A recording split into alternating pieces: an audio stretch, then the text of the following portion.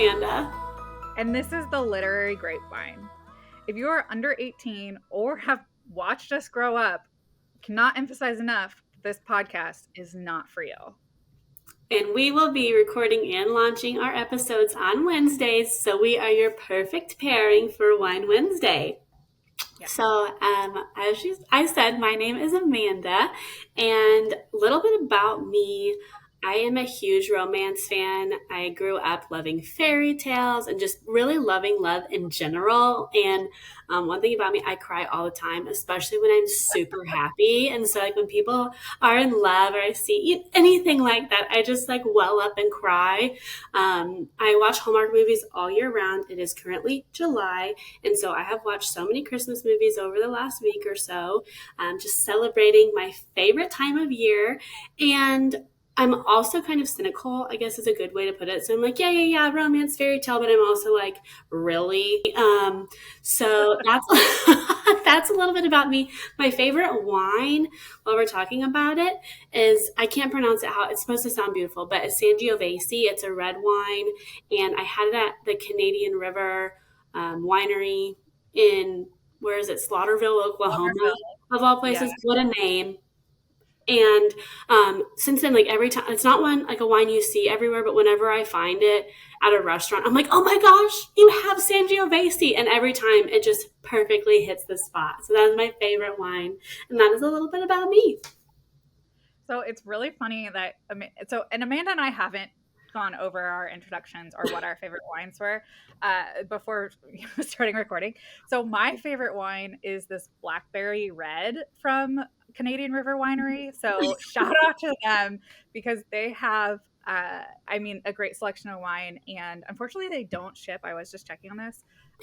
But their wine is amazing, and they have this cutest little setup and vineyard. I was actually supposed to get married there, but then we'll go into that story in a very different time. Because it was chaotic. You are married, though. Like, I am married to the guy I was supposed to get married there with. That all worked out. It just just the venue and timing.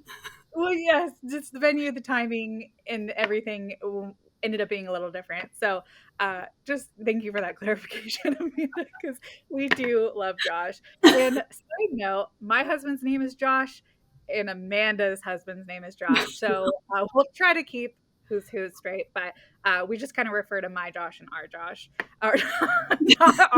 We don't share one. We don't share one. But I think we all know what you were trying to say. It's fine. Thank you.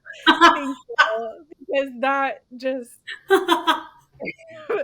Anyways, I love romance books too. I used to be, growing up, one of those kids that was a little like, no, I want to read contemporary fiction. And then I got into school, and the higher levels you go, the more academic reading you do, and the less you want your brain to work when you're reading for fun. And so I really got into fantasy romance and the romance genre in general. And so some of my favorite series are the Plated Prisoner series by Raven Kennedy and the A Court of Thorns and Roses series by Sarah J. Maas. We'll talk about those at some point, and I'm sure if you're on Book Talk or Bookstagram, you've seen those plenty of times. Spencer doesn't just love ACOTAR. I feel like you are ACOTAR.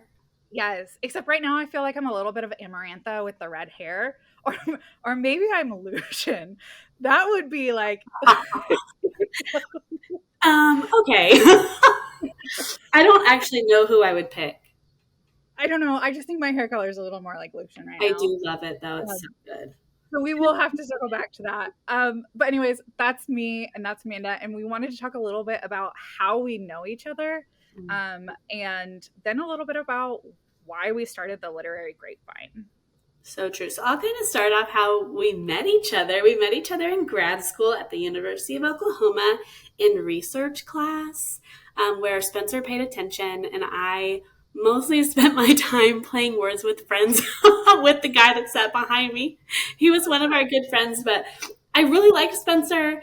But I'm kind of shy. I'm an Enneagram 7, but I'm kind of shy, and I don't really just like introduce myself to people. But one day in class, Spencer can probably tell it better, but like I leaned up against the wall a lot to just like kind of like keep myself occupied. but the seats had rollers on them. And so I'm just sitting there with my back against the wall one day.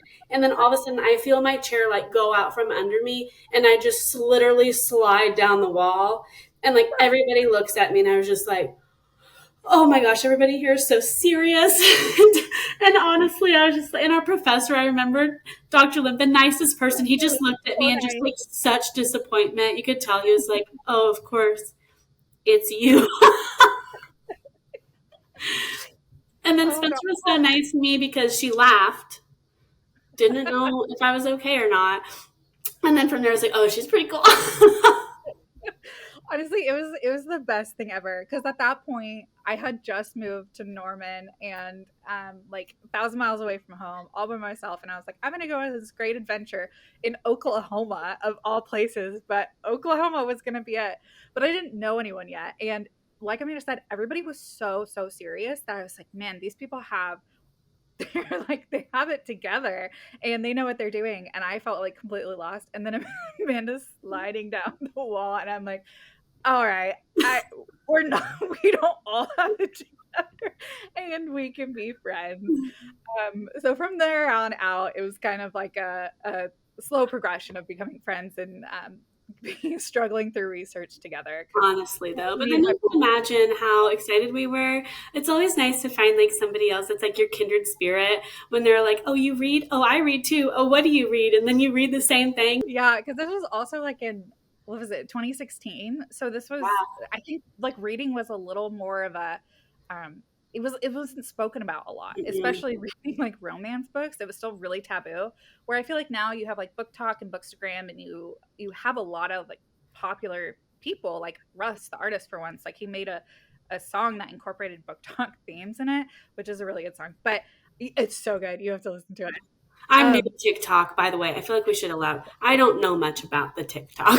I'll fill that in because I spend I would read so much more if I didn't have TikTok though. So that would be a good thing.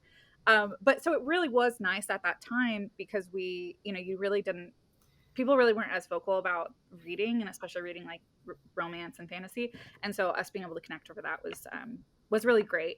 And I think even now that it's seemingly like people are talking more about books and people are talking more about fantasy and romance and all that. Um, we would still have to bring visibility to it even more because I think for both of us, and Amanda, I don't want to speak for you, but like reading really is a passion, and we do really strongly believe in literacy, True. and that any type of reading is good. Yeah. So, reading smutty romance is good, and we're here to really bring that to life. Um, but and that kind of brings us to like why we started the Literary Grapevine. And from my perspective, it was that we were or I was really looking for something that was more than school and more than work and more than cooking dinner and being really bad at cooking dinner, and trying to bring some more joy because it it's the world. The world. We don't have to tell you. But I don't know, Amanda, what did you really want to kind of do with the Literary Grapevine? No, yeah, for sure. I completely agree with what you're saying.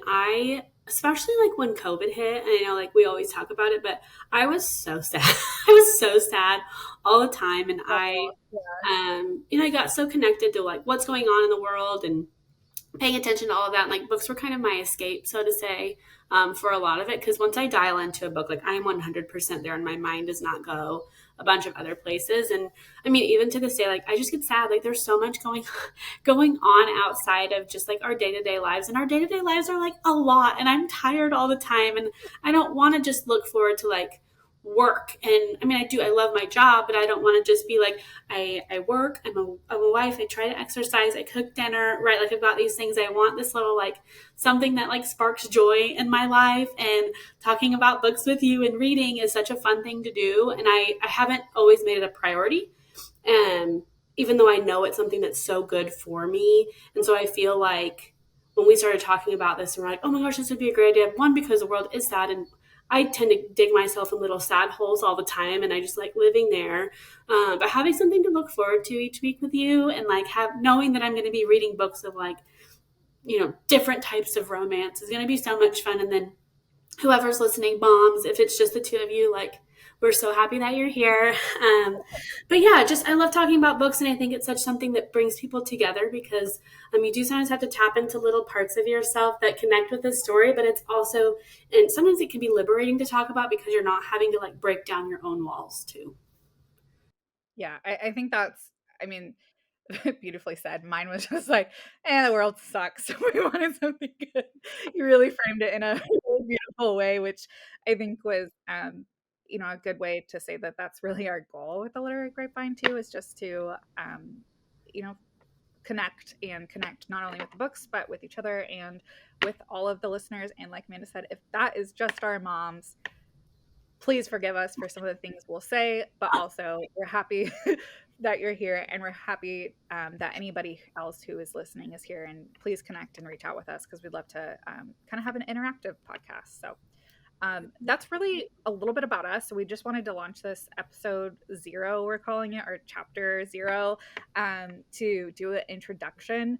And kind of what we'll leave you with is that we are very amateur wine connoisseurs, and but it's okay because we're expert novel readers. So embrace that with us, that the wine descriptions may be just because the color matched a character, or bear with us on the and we will not have had any conversation about the book or the wine prior to the podcast being recorded. So everything will be a live reaction, which is always exciting. And So Spencer and I are different enough that there are going to be probably some hot topics that we are going to very much so disagree on. And I am so excited because I know that there's going to be a book where you're like 5 stars, and I'll be like, none, 0.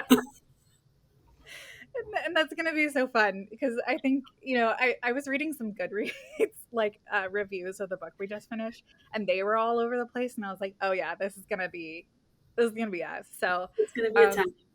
yeah, so hopefully, if you're listening, you're along for the ride. And like you said, reach out, and we'd love to talk. If you have wines to recommend or books to recommend, we love to hear it. So yeah, Amanda, anything else? No, I'm just excited. Cheers, everyone. Yeah, cheers.